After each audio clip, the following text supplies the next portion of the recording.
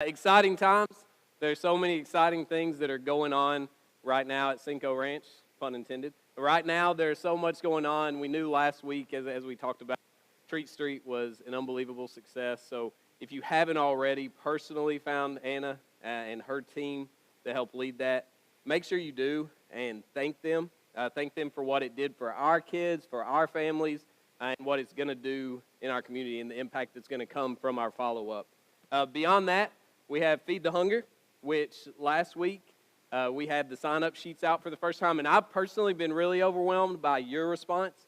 Week one, I didn't specifically say how we were going to get the money. I mentioned what it would cost, and we right away had an overwhelming response and have 3 tables fully sponsored. In addition to that, our Mary Kay group, yeah, you can clap, not just Mark, that's fine, that's it.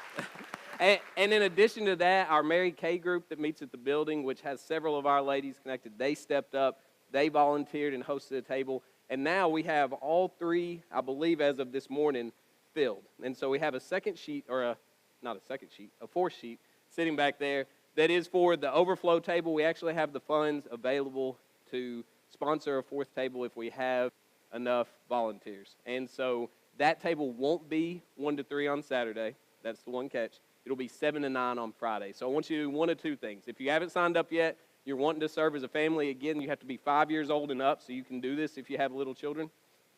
I want you to go back and sign up on that waiting list table. And then if you're signed up on another table and all of a sudden you just heard Friday night 7 to 9 and you thought that sounds much better or that would work for our family so that we can do that and we can be more flexible, then go back and maybe just right beside your name, if you're signed up on another table, write open to both or available Friday or something to that effect so that when we look over the list, we can divide you up and make sure that that's taken care of. It's going to be great to be part of and be a light in our community. Beyond that, what Mark just mentioned is Serve Now Sunday. So we're going Treat Street, straight into Feed the Hunger, and then November 27th is our Serve Now Sunday. And it's something that you haven't heard much about because we're trying not to confuse you. We have so much going on, and that's a good thing right now, that we don't want it to be like, what is when, where are we going, here, then. But Serve Now Sunday is November 27th, and I wanted to make sure that got fully on your radar this morning and that you knew exactly what it was and how that's going to take place and what we're going to need you to do. First, we know that the 27th means that several of you may still be out of town. I think most people return by that morning from Thanksgiving trips, but several of you will be out of town. We hate that. We're going to miss you, but we also know the flip side is that you may have family in town. I want you to know it's not just that you have to be here. If you have family in town, we'd love for them to serve with us, for them to be a part of it. Second way that this is going to affect you, either way, if you're able to sign up and serve or not, is that on that Sunday, we will not have our typical Sunday morning service.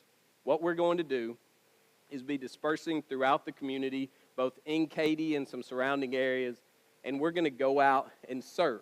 And those service we couldn't do. At first we thought we may meet and worship, then go, but that would lock us into every service opportunity. It would have to be at 11 o'clock to 1 o'clock. And so what we did is we've opened this up so we have several opportunities, different times throughout that day. And then at 5 o'clock that evening, we're going to have our worship service here at the building. It's going to be a special worship service centered around communion, praising God, and getting to share a little bit of our stories on where we got to serve that day.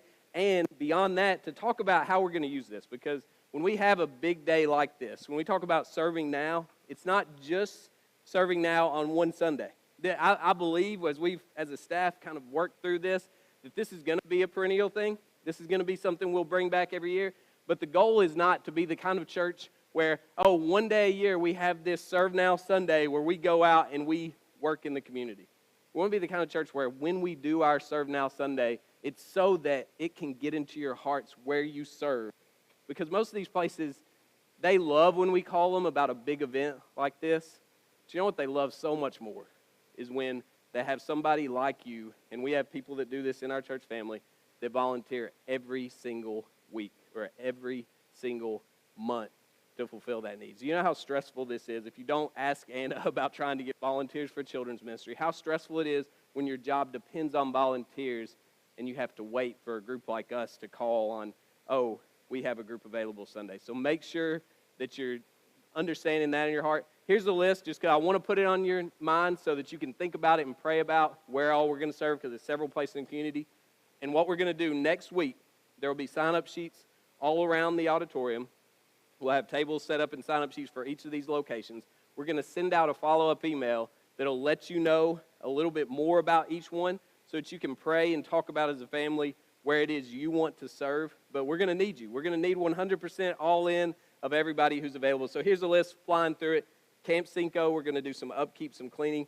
Ballard House, we're going to get to do a car wash for the members. If you don't know where Ballard House is, they're literally our neighbors right up the street that helps for people coming in from out of town to MD Anderson and other cancer centers to be able to be treated. We're going to do car wash and help with their lunch. We'll need some manual labor needs for people connected to our church family. One in particular is we're going to be able to build a ramp for Charity Peters, Anna's sister. She's had some health problems, so make sure that you're praying for that. They need some answers when it comes to that.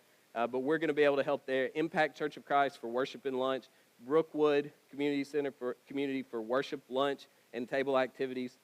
Fort Bend Women's Shelter, Clothed by Faith, Katy Christian Ministries for sorting and distributing. Visiting Our Shut-ins, Krause House for crafts, games, and then Star of Hope, which is a mission in the city. We'll serve breakfast and lunch there. We'll need some groups of 6. So there's so many opportunities. I know I flew through that. Don't worry, it'll be on an email. We'll have links so you can check those out. Make sure that you're preparing your hearts and asking yourself if you can. You don't know how much right now you probably need this. And it's at a time of year where Thanksgiving we do think a little bit more about giving back, but then we can easily transition into Christmas and think a lot about us. And to me, this is a time as a church family where on the 27th, going into the Christmas season, because I celebrate Thanksgiving. I don't know about y'all. I'm not skipping Thanksgiving like most people. We going into the Christmas season in a time that can be very self-centered, we get to be community-centered. This is going to be fun. It's going to be a special day. Make sure that you're involved. Giving it up. Giving it up. If you were here last week, or if you weren't here last week, we kicked off the first thought of this, of what it means to give it up. And the first thought last week is mainly going along the lines of we live in a time where we're convinced, we're told that more is always or almost always better, and that's just not necessarily the case. There are times when more is better, but oftentimes more is not better. And we looked at the verse in Ecclesiastes 4, verse 6, better one handful with tranquility than 2 handfuls in chasing after the wind. And when Solomon said this, what he was saying is we run around with our life so full that we're not able to truly live into our calling that God's putting on us. And so we run through life and we have 2 handfuls. We run through life so busy. And I said last week, and I'll say it again, we don't usually say no to opportunities like this because it's a heart matter. We say no because it's a time matter, because it's an overwhelm matter. That we look at our life and we're just so busy, or we have so many responsibilities and we're stretched so thin that when something that really is needed and something that maybe God is wanting us to do, needing us to do, calling us to do, we walk away from it, not because your heart's not right, not because you wouldn't love to do it, but because you physically can't. So giving it up is calling on us to give it up, look at your life, see what you need to get out of it, what's holding you back from really being who you could be spiritually. But then beyond that, giving up is financially. It is of ourselves and beyond. Now, when thinking about this, it wasn't an early topic that I necessarily wanted to talk about at Cinco. Y'all with me? I would much rather talk about love and grace and forgiveness, and we will. And those are staples of the Lord's church. They're staples of our church, and we're going to talk about those all the time. But this also wasn't something I was told to speak about. Honestly, before we took off with Now campaign, I was already doing this series these weeks. And it was because whenever I was preparing to come, we knew that this was a situation. We knew that we needed some growth in this area. So while it's not fun, I can always promise you that I'm going to talk to you and I'm going to challenge you in ways that when we have something, we have to be a people that when we see a need, when we see something that's not met, whatever it is in our life, if it's in our individual lives or if it's in our church lives, that we talk about it, we address it, and we see how we can be better in it. So while it's not ideal, it's not necessarily what I was choosing, was wanting, was planning, hoping to talk about. I think it's absolutely something that we need to talk about openly and honestly. And like I said last week, it's something that God talked about, something that Jesus talks about. It's something that's a blessing in our life. So it's something that we need to talk about to be the church that we want to be. Giving it up. First off, we need to give it up because giving is good. And you hear that, and you might say, giving is good? Giving is good, or giving is really good, and I really like to just throw it out all the time. We give it up because giving is good. It truly is. In Acts chapter 20, in the only recorded quote from Jesus outside of the Gospels, Paul says, when talking about Jesus, remember the words of our Lord Jesus Christ. It's better to give than to receive. Now, I think this is something that we need to necessarily, to absolutely listen to. So when we look at this and we look at the other parts of this passage, in verse 35, right before that, he says, in everything I did, I showed you that by this kind of hard work, we must help the weak. The command is not work hard to just take care of my own. It's work hard to take care of others. And we live in a culture that tells us that it's the opposite. And what if we're honest? If everybody in here was honest and we sat down in a roundtable conversation of what makes sense, it would be work hard and take care of yours. Like work hard and take care of your family. That would make a lot of sense to us. That would be something that would be very easy to wrap our minds around. That's something we get. Work hard, take care of yours. Work hard, take care of your family. When Paul says this, he says, hey, you've learned from me, right? If you look in context, you've learned from me. You've seen the way I work. I'm not covetous. I don't care about your riches. I don't care about yourself. What I've shown you is that you work hard not just to take care of yourself. You do to do that. But also beyond that, to take care of the weak. To take care of the weak. And who are the weak? Who are the weak? What does that mean if as a church we're called when it comes to giving it up, to give it up so that we can take care of the weak? Well, the actual definition of weak literally means lacking the power to perform. Lacking the power to perform. Y'all have been there. You've gone to lift something. You've gone to do something, and you physically can't perform that task. Like you are too weak. You're too weak to go on. You're too weak to proceed. However it is in your life, you physically can't perform. And what Jesus calls us to do through Paul here is to reach out to the weak, to those who are physically unable to perform. He didn't say to weed out the undeserving weak. And that's something that's really easy and tempting to do. It's really tempting to look at our culture, look at our surroundings, and to say, well, I want to help that weak person, but I don't want to help that weak person. See, honestly, if you're unable to perform, if you're too weak to perform whatever is put on you, it can be because of an array of reasons.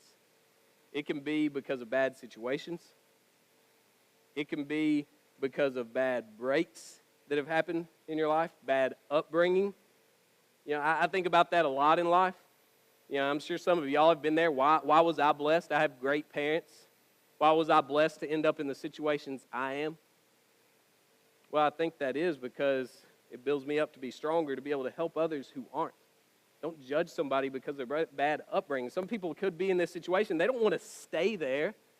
If you're weak, you don't want to stay weak. Honestly, you want to be helped to be able to get strong. You want to be able to get to the point that the people are. And sometimes, honestly, some people are weak because of bad decisions. And Paul doesn't say, hey, help the weak, except those that made really bad decisions in life. Help the weak that just had bad breaks or just had bad upbringing. Help the weak, period. So it's not on us to choose who has made all the right decisions, just really doesn't deserve the bad situation. It's on us to be a church, to understand that giving is good, not just so we can help our people, We can help all the people who are just in bad situations, the people who are weak and need us. Then Paul adds this second part. Remember the words of Jesus. Remember. Why do you ever say the word remember? It's when a situation is going to be easy, or maybe you have a history of forgetting. If Chelsea tells me, remember to be home at 5 o'clock because, fill in the blank, it's because I've maybe created a history of getting there at 5:15, and she has to leave by 5, and I have to take over. And so she needs to remind me because it's easy to forget. Do I know I need to? Yes, absolutely. Have I experienced that before? Absolutely. But it's still easy to forget. And right here he says, remember the words of Jesus that it's more blessed to give than to receive. Remember. See, each and every one of us, if you've ever given, and I would go as far as to say that every person in here is given to something, have experienced the joy that it is to give to somebody. It may be a family member, it may be a spouse, it may be a child, but you've experienced what the joy is to give. But there's this weird thing when it comes to giving that can creep into our life, and I think that's why Paul stressed here to remember the words of Jesus. Don't forget this, because it's easy to forget, because for some strange reason we give, and man, we love it. I mean, truly, you've been in these situations. You loved it. Like, you loved the result. You loved the feeling you had. It truly was more of a blessing than any time you ever got a bonus to be able to lift somebody else out of weakness. But then the next time the opportunity is in front of us, we very quickly forget. And we very quickly go back to, and this is really hard, we very quickly go back to, it's more of a blessing to have and to store up and to feel really extra safe than it is to give. And again, like I said last week, we're not encouraging bad stewardship. Honestly, it's the opposite. We're encouraging good stewardship, good decisions, not selfish decisions. Give it up. Giving is good. Give it up cheerfully. Give it up cheerfully. This is something that can be challenging for some of us. In 2 Corinthians, where most of the time we're going to be in the rest of the time, if you want to turn your Bibles, 2 Corinthians chapter 9, to give it up and be happy about it. Paul says in verse 7, each of you should give what you have decided in your heart to give, not reluctantly or under compulsion, for God loves a cheerful giver. I love the way the Message says it. It says, God loves when the giver delights in the giving. God loves when the giver delights in the giving, when this is a good thing, when this is a fun thing, when this is something that brings you joy. Right, the biggest why that we need to make sure we've decided beforehand that it's something we've chosen in our heart, a couple whys. First, it's because, so that it's not because you have to, it's because you've chosen to. I want y'all to get that, because you've chosen to. See, when we give and we don't plan ahead, when we don't make this decision in our life, it's much harder. As opposed to being able to sit down. And guys, if you've never done this, sit down as a family and talk about your giving. Sit down and talk about it together. Talk about it with your kids. Talk about why you're choosing. I'm not saying you have to tell your kids all your financial numbers. But I'm saying sit down with them and talk about why we're going to give here and why we're going to give there. Why we're choosing to do this. Make it a matter of the heart. But then the second side of that is so when it's time to give, you don't hesitate. It says not reluctantly or under compulsion. When you decide beforehand, when you make this a priority in your life, you get to. It's not reluctantly or under compulsion. It's not because that plate's coming and you're like, you know, the bow's sitting on my row, and if I don't put a check in, like he's gonna think I'm a bad person. It's not what it's about at all. It's not reluctantly or under compulsion. It's for you. This is for you. But then beyond that, and that's the next point, is the biggest why is the joy that we get from it. The joy we get from it. Yeah, I want y'all to be able to give like Oprah.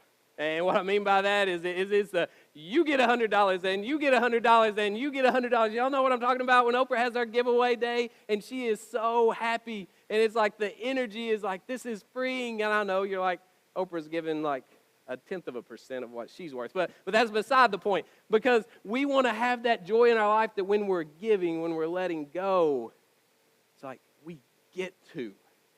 This is the joy that we get to be a part of. See, when you give hesitantly, half-heartedly, and because you have to, you miss what God is wanting you to get out of this.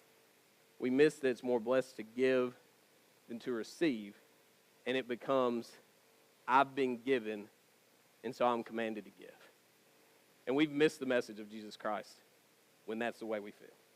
It's more blessed to give than to receive. It's truly that this is going to be a blessing in your life. This is not meant to be a curse. This is not meant to be a burden. This is meant to be something that's going to bring you so much unending joy as part of your walk with God. And give it up faithfully. Give it up faithfully. In Malachi 3, it's probably one of the most familiar passages when it comes to giving. Malachi 3 in verses 8 through 10.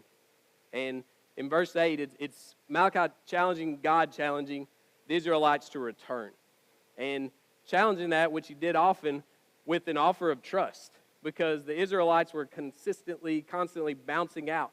They were going away and they were losing trust. And God's saying to them again, hey, trust me in this. But he opens in verse 8 with a pretty hard statement. And he says, why do you, a man, rob God? Why do you rob God? And the response is, how ours would be, how are we robbing? How are we robbing? That's a hard question to hear, a hard statement to hear, how are you robbing God? And a hard one to reply to also. A hard one to answer to. Because when he's calling them out on this, he says, in your tithe, in your giving, and honestly, with the two connected, with your trust, that you're robbing me. You're insulting me in this. So two sides of giving. There's the side that we need right now. Like the side of what we get to do together as a church. Like when we're clicking and we're growing and we're giving,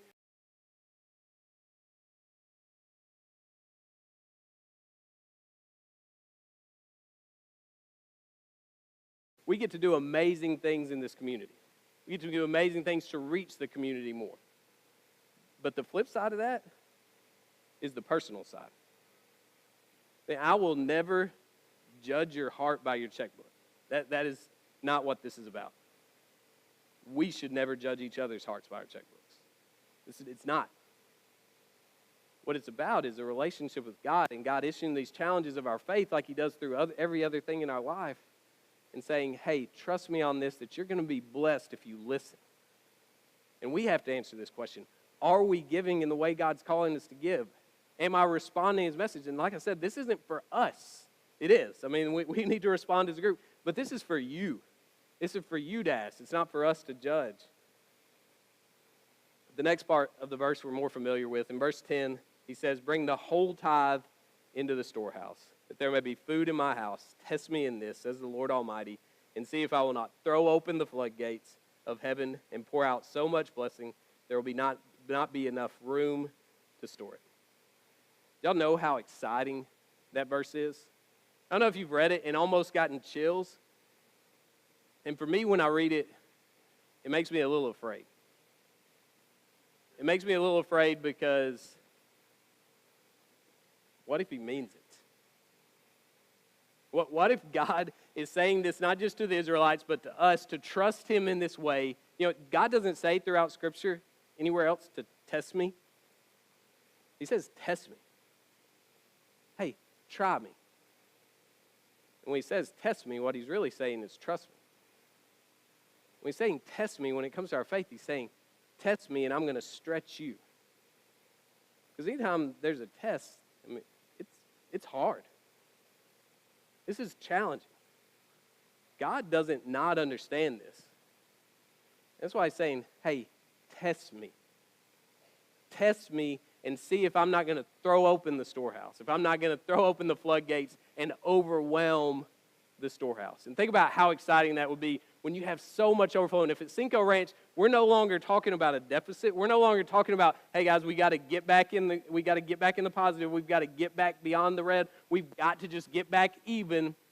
But man, we're just constantly talking about everything that we can do because the floodgates are open. because things are pouring together. I'm not talking about money. I'm talking about everything that we would get to do once we trust in this way. See, it amazes me when it comes to this thought of being stretched, that I'm amazed what I'm capable of when I'm stretched, and then over time, how easy it becomes. Y'all get that? Like what I'm capable of when I'm stretched. There's so many things that I walk away from because if I'm honest, I just don't want to be challenged. I'm too tired. I don't enjoy it. It doesn't seem attainable. But then as you start to do it, all of a sudden this thing that seems so unattainable, when you decide that you're going to stretch yourself, all of a sudden you realize, hey, I physically can do that. I physically can do that. I physically can do that. I physically can do that. And it goes from I'm being stretched, I'm being stretched, I'm being stretched. And then one day you're like, I'm in stride. This is no longer me being stretched. This is me in stride. This is life rolling. And that's the way God is going to use this with you. I promise you, if you're not a consistent giver, if you've never stretched at all, stretch. I don't know what that looks like. Sit down with your family. Like I said, talk about this. Look at your finances, look at your heart, look at your spouse, and say, where's this start? And stretch. And see if it doesn't become more comfortable. See if God doesn't all of a sudden make sure that you're able to keep stretching and keep growing and keep going beyond that. Give it up so we can listen to God when He leads us and not just when our bank account allows it. And this is where the challenge comes in as a church. To give to God in a way as a church, if we could get to the point where we truly are able to always listen to God rather than having this reaction of, man, this is something we need to do as a staff, and this could help us to lead this group to the things, the ministries we could do, and this would help us to lead them closer to God, because that's one of the things is love God, and that meets our mission, but we just can't right now. We truly don't have it. Or this is definitely going to be something that's going to help us love others in the community and reach others, but it's not an option. Or this is without a doubt going to help us reach the world, but we're too financially strapped to breathe. Y'all have been there personally. It's not fun. It's not fun as a church either, because it knocks you off your mission. Y'all know how you've been there personally and it's knocked you off your life, everything felt in a funk.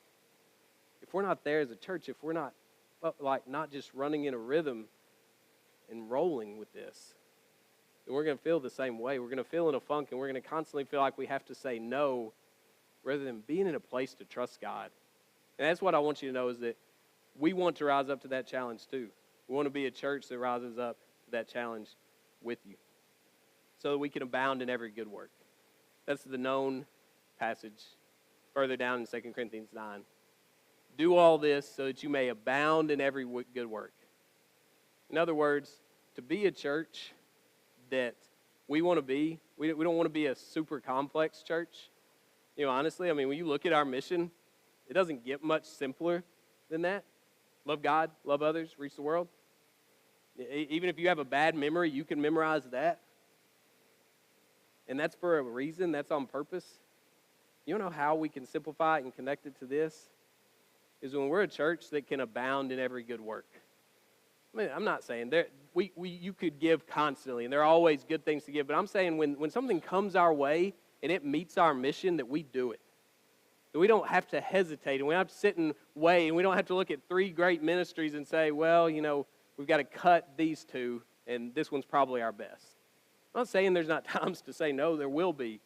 But man, wouldn't it be so much more joyful if we were that simple of a church, so when it came to loving God, loving others, and reaching the world, if it met that mission, we did it, that we were able to respond in that way. Finally, give it up, because it's not just about now, it's about tomorrow. So much more than being about now, it's about tomorrow. Mark mentioned we're going to have a special contribution, y'all know that, to try and make up for the deficit for the year. We need that, and I hope you're praying about it. I hope you're talking about with your family what you can do personally, because that will ease some things, definitely. But beyond that, and much more beyond that, it's not just about now, it's about tomorrow. It's about what it's going to look like tomorrow. Anytime you give to something, if an organization is doing things right, most of what you give is not about the now, it's about the tomorrow. It's about how are we going to do more? How are we going to grow? How are we going to get beyond that? When you give, I've realized over time, that return on investment is not overly complicated. It's really not. When you get in return on investment, it's directly correlated to how much you're putting in. You look at somebody that's successful and makes it in anything. It could be a professional sport. It could be a profession. And we look and we say, man, it's just so easy for them. We don't see the 10,000 hours. We don't see the work that they put in. We don't see everything that they've done to get to that point. And so some of y'all are really successful in whatever it is you do. And you've climbed in what you do. And yes, it's because you're talented, but beyond that, you know that talent's not enough. You know that it's because you work hard. It's because you put in. It's because you've gotten a return on the time that you invested, and churches aren't immune to that. What we invest is going to directly correlate to what we get back. And that's the point that we have to take home. In 2 Corinthians 9 and 6, Paul says this, and I love the way he says it because he says, literally, this is the point. The point is this: whoever sows sparingly, you're going to reap sparingly. Whoever sows bountifully, you know what you're going to do? You're going to reap bountifully. That makes sense to anybody that has a basic comprehension of growing crops. It makes sense for us. And if we're sowing, if we're giving, if we're living in a way that is so much not just thinking about now, but is thinking about the investment, thinking about what I'm going to get tomorrow. Because honestly, if you're just giving for the now, you don't see the results. And we're people that we like to see results. I mean, I saw that. I mean, like I said, this 2 weeks ago, having that reaction is awesome. I love the fact that when I put something in front of you and I can already tell that you're a church that will always respond that way and keep doing it, and when I put something in front of you that you can see the direct results of, you're going to respond to. But beyond that is there's so much more we're going to be able to do as a church when you understand the investment. When you understand that when you're making an investment, it's not about what's happening today. It's about what's happening tomorrow. And this goes far beyond finances. If you may be in a really good place when it comes to your giving. I'm not saying we don't always need to be challenged, but you may be in a good place. You may be in a happy place. You may be in a place that you've been challenging yourself constantly. But I hope you know that this doesn't go just with giving. And that's just scratching the surface. So much more than that, it's about people. Yes, God uses money, but he uses people much, much more. He uses people to use that money. He uses people to use those funds. So I want to challenge you to give up, like we said last week, but to also invest. Invest in your marriage. And what my prayer for you is that if you invest in your marriage, that you're going to get the intimacy, the closeness that God wanted us to get from it. Notice I didn't say perfection. There's brokenness. We get that. But invest in it. Gain the intimacy. Invest in your children. And I mean, we do this all the time. Don't get lost in just right now and not think about tomorrow. Invest in your children, and my prayer for you is that they're going to grow up and they're going to have an overwhelming relationship with God. They're going to love Jesus with all their heart, and they're going to be people that go out and change the world. Invest in your relationships, in your friendships here. And my prayer for you is that you're going to have community.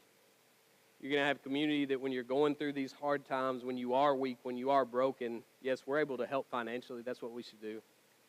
But you have people that you can lean on. People that you can call when you're on the edge. And people that can call when you're celebrating because you're not. invest in your community, invest in your friends, and finally, invest in your church. Invest. And so much more beyond financially.